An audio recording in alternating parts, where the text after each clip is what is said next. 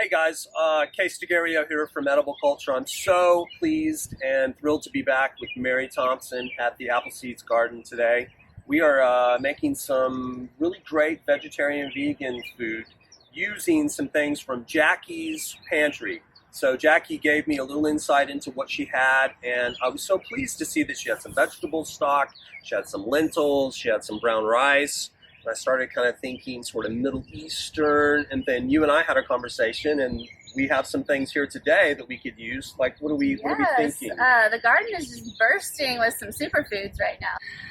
Okay, so we've got some beautiful parsley here. I love parsley because it grows through the spring and the summer and the fall and just keeps going. And it looks so great, and it's the perfect time of year for cilantro. So we've got cilantro. Okay, so we've got some Swiss chard, lots of colors of rainbow chard, and some snap peas and radish behind you, and kale and more green onion.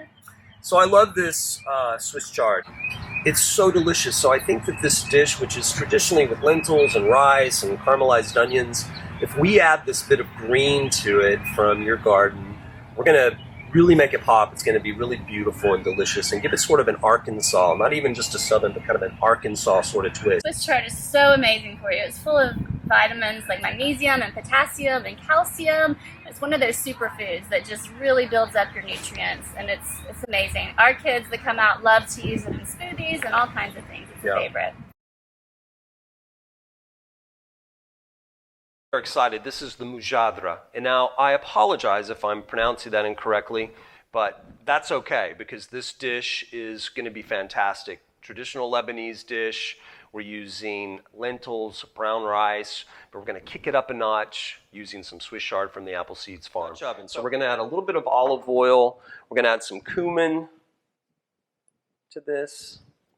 A little bit of turmeric. And the turmeric is going to give it some richness, but it's also going to give it some color. And then finally, to get things kind of really rocking, some garlic. We coat the entire bottom of the Dutch oven with this and let that basically perfume and open up the garlic for about 4 minutes.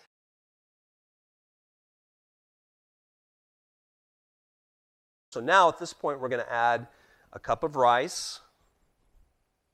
We're going to cover it and let it cook for probably about 10 to 12 minutes. We're going to add our onions at this point. We slice them relatively thin, but part of this dish, and I wanted to kind of mention, this dish is also Middle Eastern, so what you really want to do at this point, guys, is I don't want to touch this because I really want this to cook down. We want these to caramelize.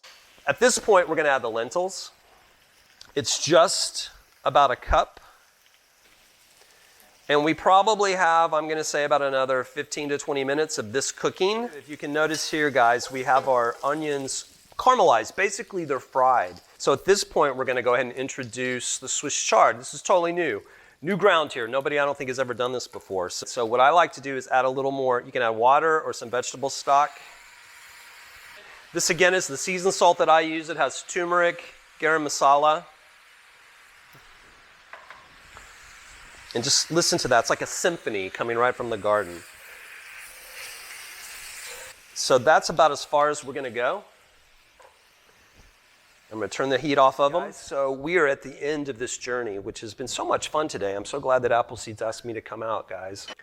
I introduced half of the chopped herbs that are in the recipe into the dish and sort of folded them in. So you see all those beautiful bits of parsley, cilantro, and also green onion. So we have that kind of happening. Now we're going to actually, this is normally where you would take just the onions, the caramelized onions, but we're actually going to use the Swiss chard here. So now we're simply going to add the fresh herbs. And one thing I love about what Becky and Mary and Tanya and everybody does, there's always a surprise at Appleseeds. And I love these little radishes. So we're just going to introduce, when I say introduce, I mean, hello, Mujadara, I'd like for you to meet the radish. I don't know why I'm using an accent. I don't even know what kind of an accent that is. Anyway. All right, guys, so here it is, the final dish. This is sort of the Middle Eastern version of red beans and rice, Mujadara. And additionally, what you do with this dish is you eat it with an accompaniment of yogurt and then some sort of a spicy sauce. It can be a verde or a red sauce. This is basically just like a garlic chili sauce, and we'll basically add it, and you can add as much as you want to it.